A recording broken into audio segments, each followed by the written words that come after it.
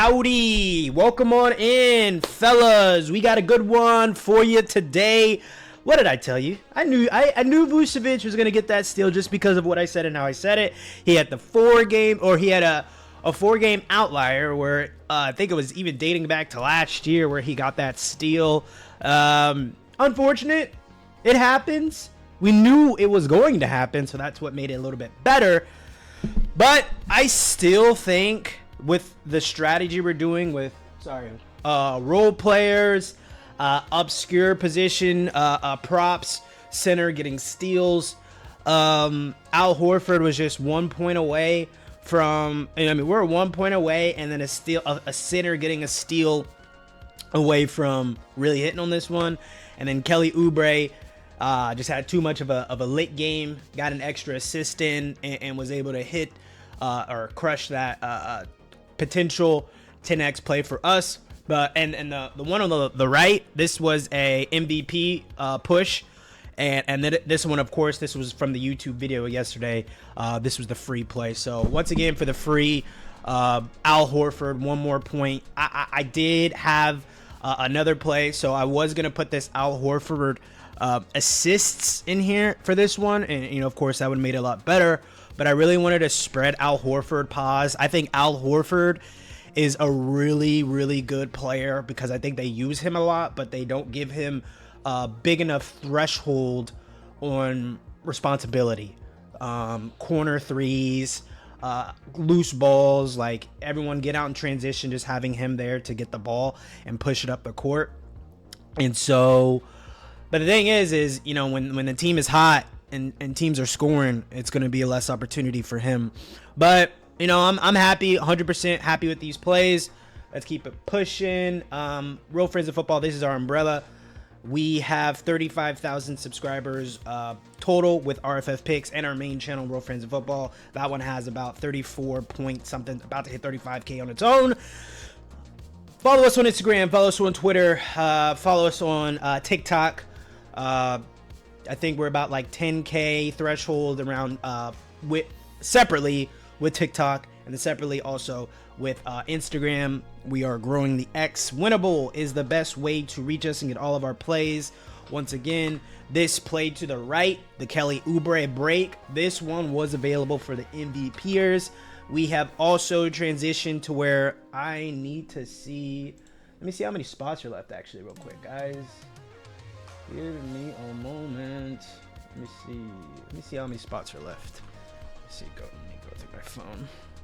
And so yeah, right now we're doing a 75% off sale for our MVP plan, and I just want to see if they're all gone. No. There are still 5 left at the moment. 5 spots. We got 5 out of 10 filled at the moment. So let's get 5 more spots in. If you want all of our plays, all of the MVP plays, go ahead and get it for 75% off. If you just want to stick with the free daily plays, that's what you guys like. You guys don't like to, go too crazy. You just want enough juice to enjoy these games each time we put them out. So go ahead and do us on the free play as well. Pause. And then here we go. Zach Edey, 6.5 rebounds and assists under. Jeremy Sohan over on the rebounds. Klay Thompson less on the assists at 1.5. Same with Julian Champagnie, less on the assists. And then Jabari Smith less on the steals. So we're going to start with Mr. Zach Edey. A lot of his games recently, this Rockets game where the Rockets are very young, very inexperienced, missing a lot of shots, his ability to get the rebounds and put the ball in transition, it's very wide. And so he was able to get that 10. But recently going against the Magic, Pablo Ranquero, and other guys, the Bulls, a bigger type of center in Vucevic. And then the Nets, Nick Claxton is always on his A game for the most part, and so Zach Edey is going to be going against Brook Lopez, and of course Giannis, and he hasn't been playing too many minutes recently. I think his last game was about 18. The reason why I like Champagnie and Klay Thompson is because of their roles, right? These are catch and shoot types of guards and forwards. You know, these are catch and shoot dudes. They stand in their spot, they wait for the ball, and then they hit the three. That's really their role. Anytime they are not doing that, as if it's a pass to them and they're swinging in transition, and then they're able to get the ball out to another guy to hit another three. And of course, Klay Thompson's going to be able to do that. You know, having Kyrie, having even Max Kleber, having of course Luka. The swing is very high in Dallas, but it just hasn't happened too often.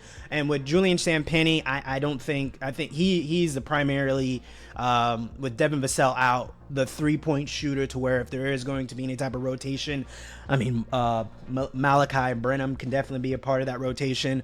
But I think his role when he gets the ball, and I'm a Spurs fan, is he catches the ball and he shoots it. It's just a green light all the time.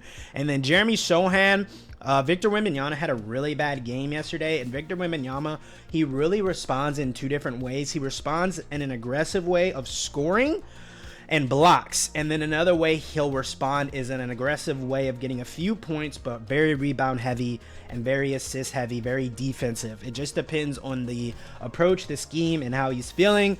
I think Jeremy Sohan, if Victor Wembanyama, regardless of what's going on, he is the primary ball getter with rebounds. You know, Victor also likes to, on missed shots, he likes to get out in transition. Jeremy Sohan is usually the one that likes to stay there, get the defensive boards, and he's very active on offensive boards as well.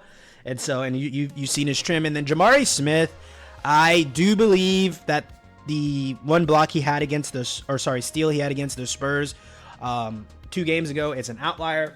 And if you look at the Mavericks, their centers with Derek Lively and Gafford, these aren't centers where they put their backs to the basket. They're making post moves. No, these are very much so pick and roll type centers, athletic centers, looking to pick and pop type centers. Even not really pick and pop. They're not really like 3-point shooters, but they're not centers where you give them the ball and you let them go to work. It's not like an Anthony Davis thing, not like any type of, even Vucevic to an extent. They'll give Vucevic the ball, let him go to work a little bit. These are centers that have to play off the guards, play off Luka, play off Kyrie. And so I don't think Jabari Smith is going to,